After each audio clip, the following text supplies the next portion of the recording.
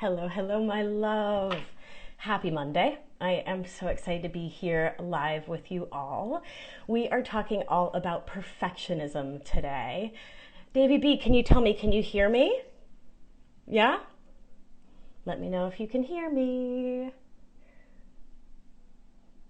All right, well, I will just presume that you can hear me until someone lets me know. Great, I got a thumbs up. Perfect. Thank you, Becky. Thank you, David. Thank you, Meredith. Y'all are the best. All right, my sweet angels. So I'm so excited to talk about perfectionism today. My work, the life coaching I do, is focused on helping codependents and perfectionists to heal because you do what you know, right?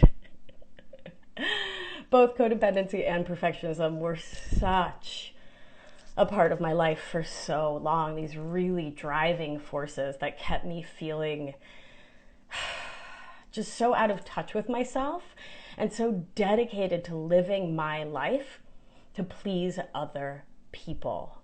And now that I've I don't want to say shaken it off because it's not that simple, right? But I've done the work to heal that part of me that really, really wants to keep other people happy, happier than I'm focused on keeping myself. Life just feels so much better in literally every way. So, perfectionism sets us up for shame, guilt, blame. It blocks us from showing our truth to the world.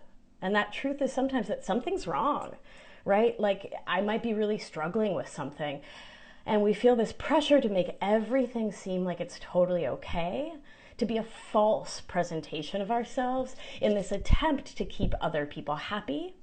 And so we do the things, right? We get straight A's, we do like sports word things, succeed at sports. We get the lead in the school play. I know all about that one. We win the trophy. We aim for first place. We get that gold star on our sense of self, right? Like it's one thing for it to be on the report card, but the sensation is that the gold star is on your sense of being okay in the world.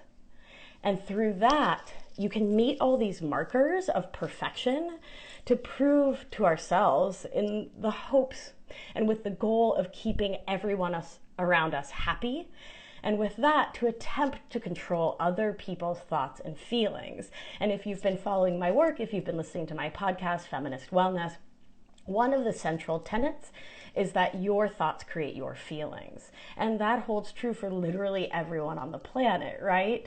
And so no matter how many straight A's you get, how many accolades, how much success, if it's not feeding you, it's irrelevant. Because it cannot do the work of changing anyone else's thoughts or feelings about you, about them, about anything. I like to think of the equation as this: fear plus shame equals perfectionism. I'll let that sink in. Fear plus shame equals perfectionism, right? So it's the fear of external judgment, seeking approval from others because we aren't doing it for ourselves, right? We aren't able to give that approval, that accolade, that like pat on the back to ourselves in a real way. And so we don't believe ourselves lovable. We don't know that we are so worthy of love and care and attention exactly as we are. I like to think about it as well in cooking terms. If you've ever worked with me or listened to the podcast, I love a good mixed metaphor.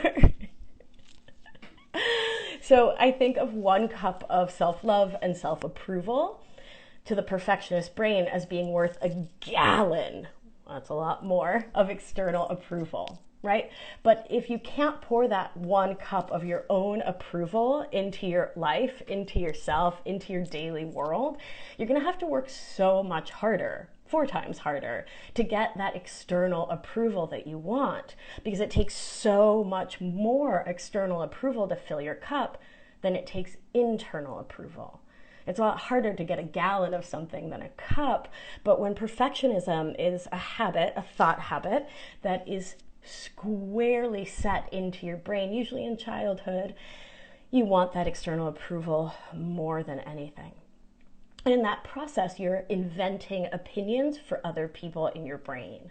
And it's funny, I like to take a look at that critical voice in my head, and I think that someone else is thinking that, but it's really just a mirror of myself, right? It's really just a mirror of my own worries about who I am or who I'm not, really. So when we think to ourselves, oh, I can't do that because then my dad will say XYZ, he'll think XYZ, then that XYZ, it's whatever you feel. No, it's whatever you fear you will feel about yourself, right? And that external thought, you are XYZ, will cause like the whole, like a castle made of cards, a house of cards to just like crumble, right? Because it'll validate your worst fears and your worst worries about ourselves. And we get stuck in our lives trying to prevent others from finding out our deepest fear, which is that we're totally useless, worthless human beings at this like core deep place. And it's terrifying because you worry that you're unacceptable and that you've built a life on external approval and that it could all just whoosh, crash on in. Perfectionism can be a really, really sneaky thought habit. I didn't ever think of myself as a perfectionist because I knew I wasn't perfect. I didn't get straight A's. I did not sport very well. I messed things up, right? I was very busy being impetuous, messy, making mistakes, misspeaking, not knowing where my headphones were. Like, where's my wallet? Like that kind of thing. And so since I wasn't behaving perfectly, how on earth could I be a perfectionist, right? Because in my head, a perfectionist did everything right, always ahead of time, and she always gets straight A's, and her hairs always look very perfect, and her glasses aren't filthy like mine, and she's just like perfect. And what I've come to see by using the Think, Feel, Act cycle, which is the thought work protocol that I teach my life coaching clients. Oh, and I'm teaching on Thursday at 7 p.m. Eastern Standard Time. I'm doing a webinar all about overcoming codependency, which of course codependency and perfectionism live hand in hand. So you can link in bio to sign up for that. But the Think, Feel, Act cycle, teaching it on Thursday, right? So what I've come to understand by learning about the Think, Feel, Act cycle and how it works in all of our own heads is that it was my constant striving to be perfect and constantly berating myself for not being perfect that was evidence of these perfectionist thought patterns in my life. Do you see how sneaky it was? It wasn't actually pushing myself to be perfect. It was the worrying that I was not perfect. That was the evidence of perfectionism, right? Because it came with the thoughts, I could always do better. I could always be better. I could always produce more. I could get that gold star. I could get that A+. I could push and push and push myself to the brink and often beyond, as long as someone else approved of me and my work. And if they approved of my work, they approved of me. And I wanted subconsciously, right, in my unconscious mind, to produce that A+ essay, that fabulous meal, that amazing blog post that gets so many comments, right? All of that cost me so much emotional and literal time and energy. I could have been directing towards self-care, towards growth, towards pleasure and enjoyment. And here we are in this family, when we start to see our old habitual thought patterns and the life they create for us, we meet those habits with love, with tenderness, with gentleness. We honor and respect each and every time that those thoughts are coming from a protector part. They're coming from a part of your inner child that loves you so much and just wants you to be safe. And at some point in your history, that correlation between being perfect and being safe was made in your young mind. And so it makes sense that that part alive and well within you wants to encourage you to be perfect, because then you'll be safe. Then you can be in that ventral vagal place with the people you love. If this nervous system language is new to you, if you're like, wait, what did she just say? Listen to episode 61 of the Feminist Wellness Podcast, my podcast, which is all about the polyvagal theory. I nerd out very, very hard in it, but in really accessible, easy language, so you can learn all about the nervous system and how it impacts literally everything in your life. All right, my angels. So one of the things that was really important for me in realizing I was a perfectionist, which you can't heal what you can't see, right? And you can't heal what you can't feel. So let's talk for just a moment about how we can recognize perfectionist habits for ourselves. And I wrote out a list, and yes, I'm going to read it. Do you ever feel bad about yourself when you don't achieve something in the way you wanted? Maybe I'll just leave my hand up. Do you avoid doing what you long to do because you feel you just won't do it right? Are you a chronic procrastinator? Used to be. Do you worry that others will take away their love and care if you make a mistake? And that one's unconscious. I don't think people are consciously walking around like, oh, if I make a mistake, you won't love me. But kind of. Do mistakes make you feel that you're not smart enough or worthy? Do you get angry, intolerant, and frustrated if others make mistakes?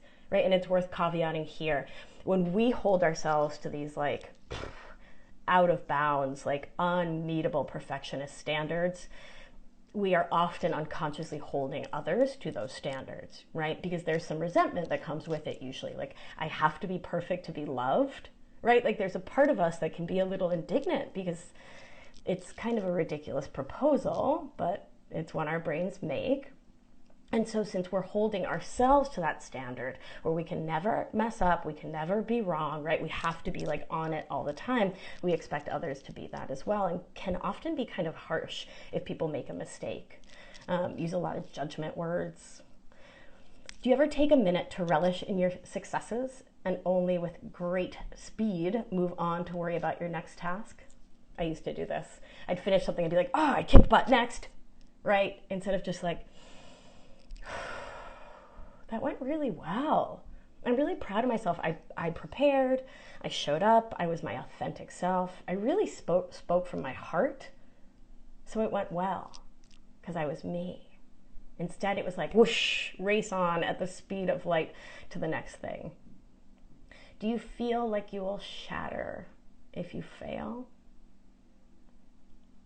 Do you feel utter dread and anxiety if you have to learn something new? Like this panic or this worry? Or sort of the flip side of that is when given something new to learn, particularly in a setting like something at work or, you know, a family member, when someone's watching, there's this desire to over prepare and overlearn. And instead of taking action for your life, to spend days and weeks and months and even years studying, so that you can prove yourself to be the smartest, to know the most, to pick apart everyone else's not knowing as much as you. Because again, when you're perfectionist in here, when you're being mean to yourself in here, it can ripple out, my angel. Do you ever feel like you are just what you do? Right? This is that whole human being, human doing thing.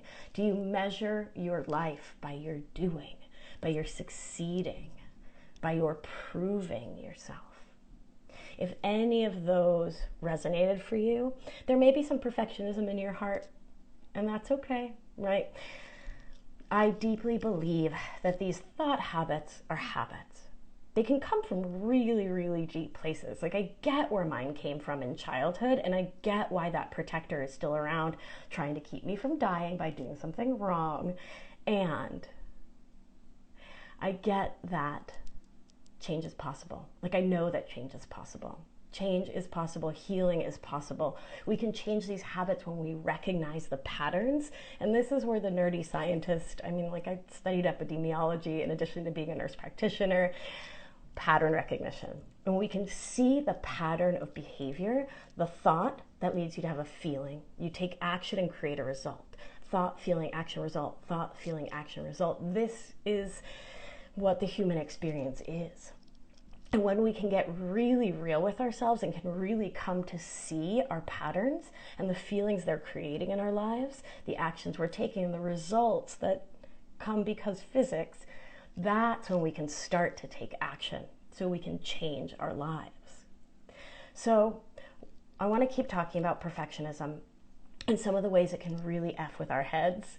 While I'm doing that, I'd love to know if you have any questions for me, if there's a situation you'd like some coaching around here, if there's something yeah, just something about perfectionism that you would specifically like me to talk about, please do go ahead and type that into the, well, I guess it's like this, type that on in so I can speak to that directly. I would be really, really delighted to be of service that way today.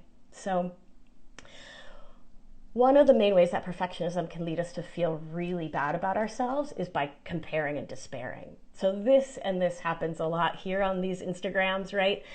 We compare ourselves to others. We look at other people's pictures, their figures, their clothes, their vacations, their stories, like all of the things, and we put them on this pedestal, right? We weigh them up and then compare our vision of ourselves to our vision of someone else. And if you are stuck in this loop of perfectionist thinking, always thinking you're less than, always worrying you're less than, thinking you're not enough, then invariably you are going to come in of lesser value to the person to whom you are comparing yourself, right? That's why the saying is compare and despair, because we take what we think we know about someone else and about their life, and we compare it to our own lives, which we see as like just so not great, and just like we need to work so hard to feel, well, still so bad, right? Perfectionism can also lead us to obsess about details that are often relatively insignificant, and so that can lead us to put our work off, because when you're procrastinating, one of the big things that's happening is part of your brain is deeply worried about you doing it wrong. So remember, we talked about the inner child here and how your inner child likely believes that if you fail, and it's thinking of failure in the bad way. On the Feminist Wellness Podcast, I talk a lot about failure as like a gift and the most amazing thing. I love that Pema Chodron quote, fail more, fail better. Más o menos. See, I didn't do it perfectly, and I survived. Isn't that a delight? So in this family, we talk about failure as a beautiful thing, as a gift. But your inner child may see failure as being deeply linked to safety, right? If you fail, then you will be unsafe. If you fail, you will be unlovable. If you fail, it's proof positive of all of your worst worries about yourself. And so we put off tasks, right? And this can be simple tasks like, gosh, these days, like anything, right? Now that some of us are working from home, right? But it can be writing a report, sending an email, even texting a friend, right? If that story in you is like, I have to do it perfectly, that beating ourselves up is going to lead to all sorts of procrastination. Perfectionism can also lead us to find and focus on the most negative aspect of any situation. So the toughest part of perfectionism is that it can keep us from trying new things, from having adventures, from reaching beyond what we already know for fear of not doing it well, right? Fear of it not turning out right. And the fear there, once again, looks like, oh, I fear what other people will think, but what's really going on beneath the surface that keeps us so stuck is that we fear that someone else will think or say or do something that will prove our worst fears about ourselves to ourselves, right? That it'll be that mirror that you'll get to look in to say, see, I told you, I'm worthless, I'm no good, I'm not perfect enough. And the ironic thing is that when you believe that you need to be perfect in order to be good, lovable, successful, the feelings your perfectionist thoughts create for you will be so far less than perfect, right? So these uncomfortable thoughts, right? Like I was just saying, I'm not lovable, I'm not good enough. We will seek to stop them, to block them, and to buffer against them, meaning to use something outside of ourselves, such as substances, alcohol, TV, sex, exercise, anything that we can do to buffer against feeling those feelings. And thus, we emotionally and spiritually bypass them, right? We don't feel the feelings, but we work to like muscle through and to jump to the next action as though that would somehow make us feel better. But the thing is, the thoughts and feelings you resist persist. Feelings are molecules of emotion. They live in your body. They create these chemical cascades, and just simply trying to like shut it down and move on physiologically doesn't work. Spiritually doesn't work. Psychologically doesn't work. Like on any plane, attempting to try to push a feeling away will never get you the outcome you want. In fact, it's likely to make you spin around it like a little top, spinning faster and faster and faster around that point of internal conflict, and can lead to those feeling like stronger and bigger and expanded in your life, versus looking at them, getting clean and clear around them, getting ventral vagal with yourself so you can create some space. A watcher wrote in, I feel like I had to be perfect or else I would be hurt physically and emotionally. So perfection felt like life or death. I hear you, baby. I get that. Yeah, that is so totally real. And I'm sending lots of love and metta to that part of you that experienced that, I'm assuming, growing up and is maybe still holding on to it. And the thing is, as adults, we do get to begin to shift these thoughts and to shift these stories and to use our neuroplasticity, which is our brain's capacity to change and shift and grow, to create new neural pathways, new understandings within our brain, right? Because the old understanding said, if I'm not perfect, I will die. If I'm not perfect, I'm physically unsafe, right? It's like if you roll a wheelbarrow through the mud, even if you try to diverge, it's going to want to go back into that same rut. And what we can do is literally just create a new path in your brain, create a new thought to create a new feeling, get that aligned with your nervous system response, because we do not ignore nervous system responses in this family, absolutely not. And then we train our brains to go down that new pathway, right? That new pathway towards healing. All right, my angels, thank you. And if folks have other questions, thoughts, comments, please type them on in. I love feeling connected with you.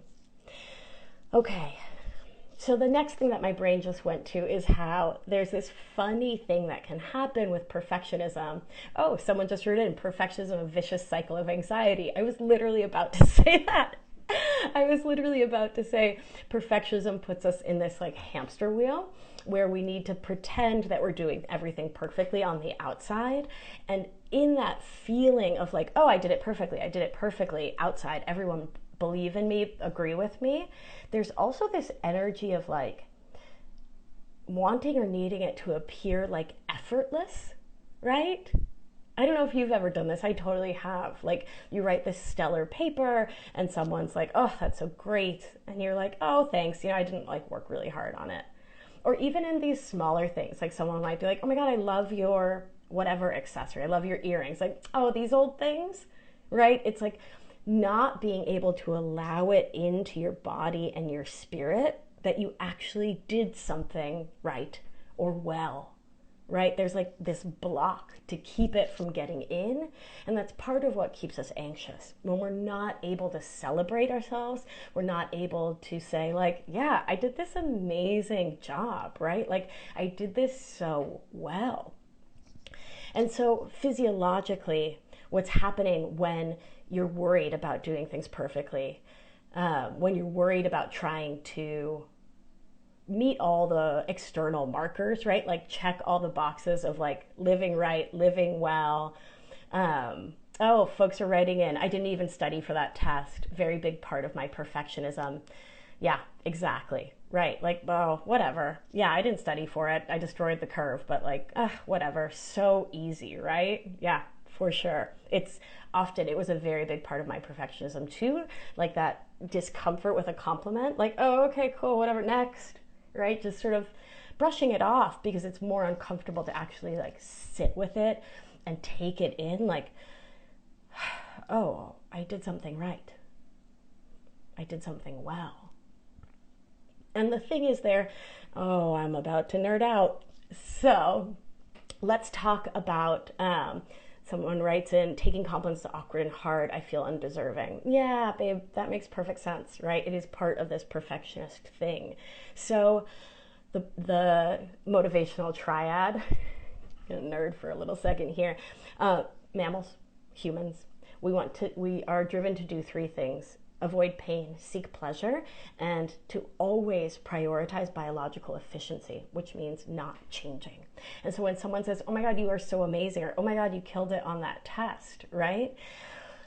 What comes up for so many of us is that biological, like, oh, something's changing. This external vision of me does not match up with my internal vision. Like, it creates that like awkward, cringy, like, I don't know what to say. What do I do? What do I say? Like, and you go maybe a little sympathetic activation, fight or flight, a little liony. Maybe your palms get sweaty. Maybe your voice starts getting a little faster. Or your breathing starts getting a little shallower. Your heart races. And then, okay, cool, thanks. Okay, bye. Thanks, bye. And then, yeah, you feel double bad, right? Because you didn't accept the compliment. You weren't able to let it in. And then you may label yourself as awkward, which is certainly not perfect, right? So it's this setup, right, in which this old story in your brain, until you're able to do the work to really pause and look at your brain, to really engage with it, to really look at the thoughts that are keeping you feeling these ways and feeling really stuck. It's really challenging to imagine how you could even change it, right? And to nerd even further, because nerding is what I do, when you're stuck in these thought loops of I'm not perfect, something's wrong with me, I'm always gonna mess up, right? This whole picture, it has physiologic impact. So again, sending you into that sympathetic activation, which is that fight or flight. And then when you feel like, oh, you've overworked and overworked and overworked and overworked, boom, that's when you collapse into that dorsal ventral place. That just like, I can't anymore. I tried so hard. And you just kind of withdraw, right? Like you just kind of like, and in this process of activating your sympathetic nervous system, you are stepping out of ventral vagal. And so ventral vagal is the safe and connected, safe and social place where digestion happens, thyroid health happens, sex hormone health happens, energy is just rocking and rolling, your adrenals are doing what we need them to do, which is putting out appropriate amounts of adrenaline and cortisol, converting cortisol to cortisone throughout the day, doing these biological things to keep you happy, healthy, and truly safe. And that happens when we are ventral vagal, when we are safe and connected, when we're looking at other humans and they're smiling and they have voices, prosodic voices that are soft and loving. And when we are giving that gift of being socially connected to ourselves, when our internal language is tender and sweet and nice and loving, we feel ventral vagal. Our bodies flood with oxytocin, which is such a great feel-good hormone, makes us feel all snuggly and connected. And yes, you can give this to yourself by being gentle and kind and loving. So when you're in that sympathetic, your muscles tense by definition, right? Because you're ready to either punch a lion or run really fast, and you're not getting enough oxygen. You're certainly not blowing off enough carbon dioxide. So you're physiologically creating all this anxiety and tension within your body. And because you're not in ventral vagal, your digestion slows. Your thyroid is like, I'm sorry, I'm going to put out T4 so you can convert it to T3. These are thyroid hormones in the periphery. Like, are you insane? There's a lion about to eat your face, right? But what your body's experiencing as a lion is actually just someone who might have an opinion about you. It might be a performance. It might be doing a live. It might be sending an email or your boss calling, etc., etc., etc. Right? So in that sympathetic nervous system state, our bodies aren't getting the love we need and instead are getting more and more anxious, pent up, worked up. And we get chronic pain. We get chronic tension. I know before I did the work to heal my own codependency and perfectionism, I had chronic pain all over my body. My digestion was a hot mess. I was intermittently really depressed and like super anxious and very like this anxious, like very like worked up. Like, oh yeah, what did you think of it? Did you like what I did? Do you approve of me? Tell me I'm good. Like that was the energy in my heart. I was always seeking that external approval, always seeking someone else to tell me that I'm worthy and good. And that, the irony is just how much this shows up as putting life off, right? Deferring your dreams because you're scared of two things. What if you fail at it? Then you'll beat yourself up. And two, what if you succeed? And then it's that mirror moment, right? Where you have to look it in the face like, oh, wow, I did a thing. And I might get accolades and I might have joy and I did it. And it doesn't, there's like a friction, right? Like it rubs up against this internal image of you. And so I'll start it tomorrow. I'll procrastinate it. Oh, I'll do it last minute. Oh my God, in college, the number of all-nighters I pulled, right? Like I just would leave things till the very last minute and then stay up all night and totally kick butt on it and give myself no credit. I stayed up all night. Like it was just like a last minute all-nighter thing. And then I'd have a bellyache for like 3 or 4 days, a wicked headache, pain in my neck, like all this tension. My belly would be a hot mess, which makes science, right? But it also on the spiritual plane, I was really reinforcing that energetic story that I was not enough, that I was not good enough, that I had to keep proving myself. So, all right, my beauties, I want to zoom ahead. I want to, and please, if you have any questions, if there's anything you want me to address, please go ahead and type it on in there for me to see. Okay, so I want to talk about what we can do to put a pause here, right? With the eventual goal of leaving perfectionism behind, right? Knowing that you're a human mammal and however old you are, you've probably had these perfectionist thoughts and habits for most of that time. You probably learned them from a parent or another adult in your life, or it was a survival skill, like a brilliant survival strategy to get you through your childhood. So step one is to praise the heck out of that protector part, right? So I want to encourage you not to get mad at your perfectionism or say like, ugh, stop it. No. My love, we are tender. We are tender and gentle and encouraging. And we get so much more done in this life when we come to life from the place of self-love and of gently encouraging ourselves to make kind, thoughtful, gentle, small, slow shifts. And that shift starts with giving your inner child wild amounts of love and really appreciating them for giving you perfectionist thought habits. Because they did it because they love you, right? That's it. Love. Think of a little kid, right?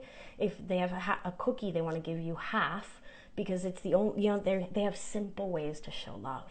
And so this is your brain, your body, your inner child's simple way of showing you love. Here's half my cookie. Please be perfect so we don't die. And when I talk to my inner child, I literally hear her talking like I had a widow-wisp when I was little. Only in English, not in Spanish. But I'm Argentine, so I guess my whole country has a wisp. But anyway, bien, enfocándome.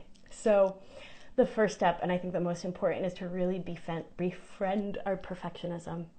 And I highly recommend talking to your perfectionism.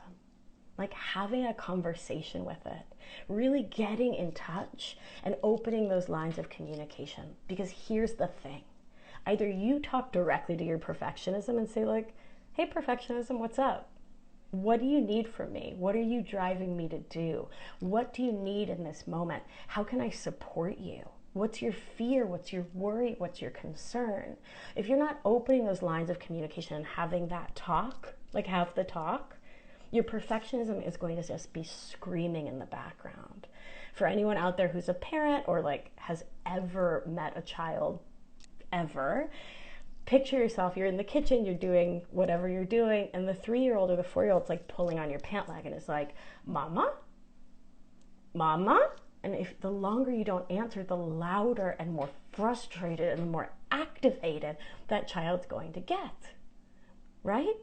And so to your perfectionist part, So open up the conversation, start talking, right? Start thinking about your perfectionist when you find yourself procrastinating, putting things off, judging yourself, judging others, using harsh language about anyone or anything, right?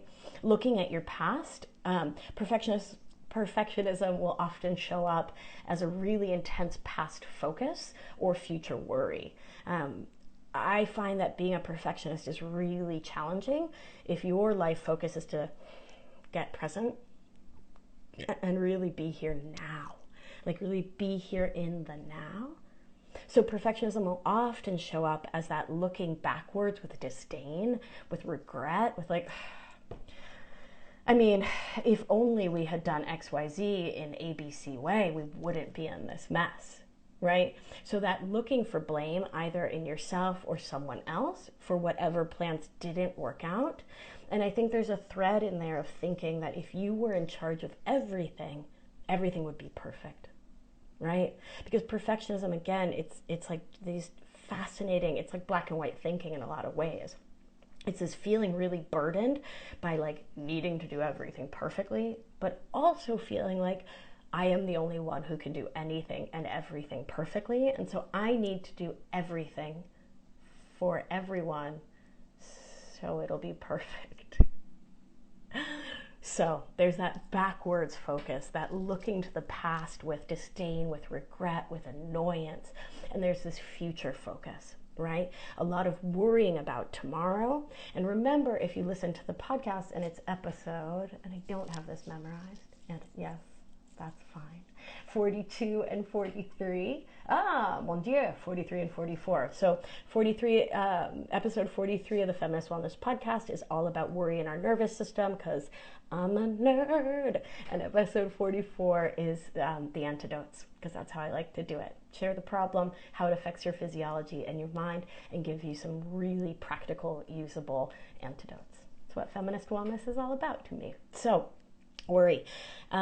When you're worrying, when you're future focused in a negative, in a worrying in that heavy way, what you're doing is projecting your fears, right? Because remember, we talked about perfectionism as being fear plus shame, right? So that's the math. Fear plus shame equals perfectionism. And so if you fear something won't go well, won't go right, you're gonna F it up, everyone's gonna be upset with you, you're gonna project that understanding of yourself, that identity of yourself into your future, and you're gonna spend your now worrying about that potential eventuality. So what are you going to create when your thoughts are, I'm going to mess this up, I need to really worry about this, oh my God, mon Dieu, what will come, right? The action you're taking in that moment when you're spinning and worrying is worrying. That's your action, baby, right? You're not doing the homework, you're not studying, you're not reading, you're not writing, right? You're not getting it done. The action you're taking for your future self, for the creation of your future, is to spend this moment spinning in worry. I don't think that's going to get you very far, my darling angel. So, one of the antidotes to perfectionism, we talked about befriending it, right? Attending and befriending, getting to know your perfectionist, hearing their voice, and asking, what do you need? What do you want? What are you worried about? What message do you have for me? What can I do to support you so you can loosen your grasp on me? Right? And then getting present, getting really real in this one moment. The only moment that we know for sure is promised to us is this one. That one's gone. I don't know about the next one. But right now, I'm here with you with my full focus on you, right? And when you're in the present and not worrying about the past, not regretting, not beating yourself up, and not pre-regretting, pre-beating yourself up for the future, you have such a great opportunity to really, really, really show up for yourself in this moment, to connect in with what you really need right now so you can give it to yourself. The other thing is on that note, right, is knowing what you want, which can be so challenging when you've lived a life of perfectionism. Perfectionism, like codependency, is about always looking outwards. Like, what do you want from me? What do you want from me? What can I be to please you? How can I please you? What do you want me to be? Is like this central driving tenet, this central question of both codependency and perfectionism. And so I'll invite you to turn that question around and to ask yourself, who do you want you to be? What do you want for dinner? Do you want to go for a walk wearing your mask? Do you want to find a way to sit in the sun? What do you want for your own wellness? What career do you want? What movie do you want to watch? Do you want kids? Do you want to get partnered or married? Right? Perfectionism, like codependency, can lead us to get so wildly out of touch with our own wants and desires, our own needs in this powerful way.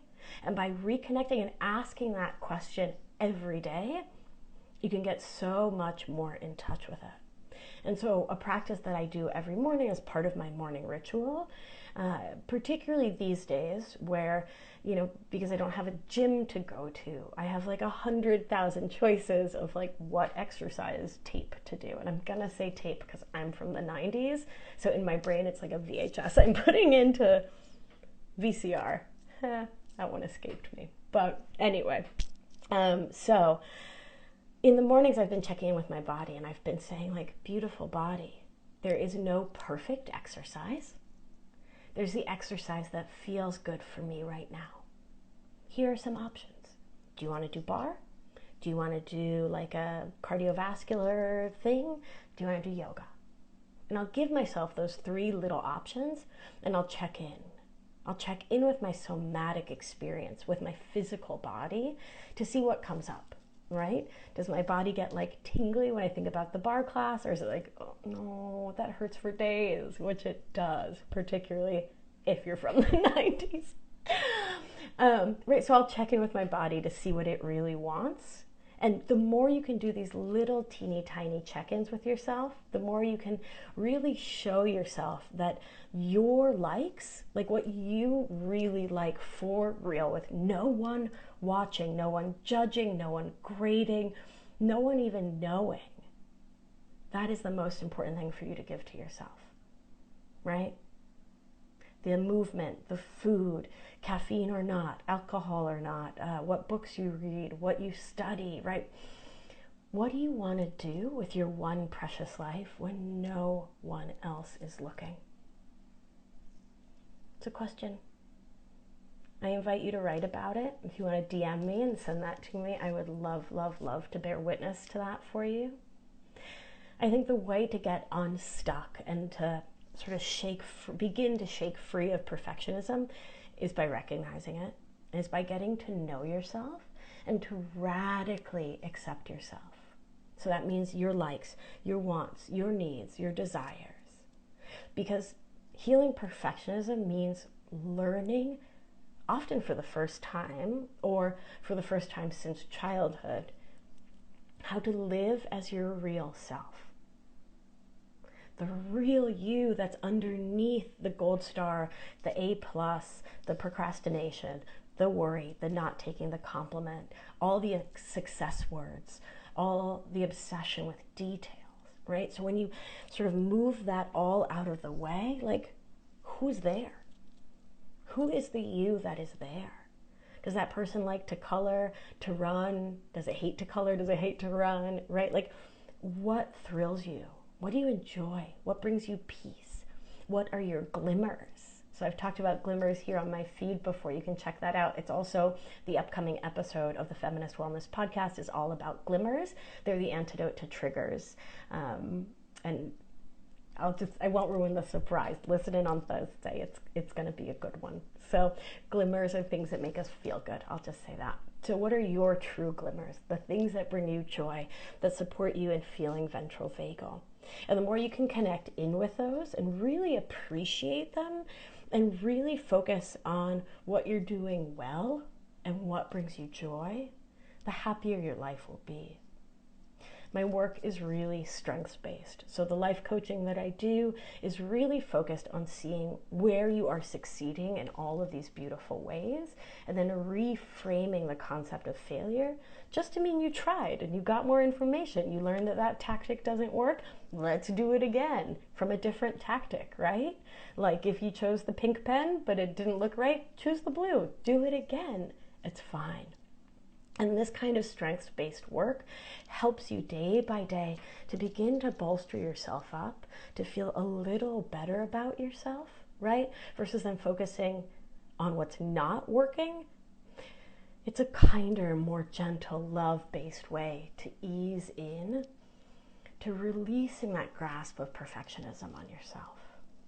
And it's piece by piece, and it's slow work, it's beautiful work, and I'm so excited to share all about it with you all. 2 amazing opportunities that I'd like to tell you about. I'm doing a live webinar all about codependency this coming Thursday, which is April 23rd at 7 p.m. Eastern Standard Time.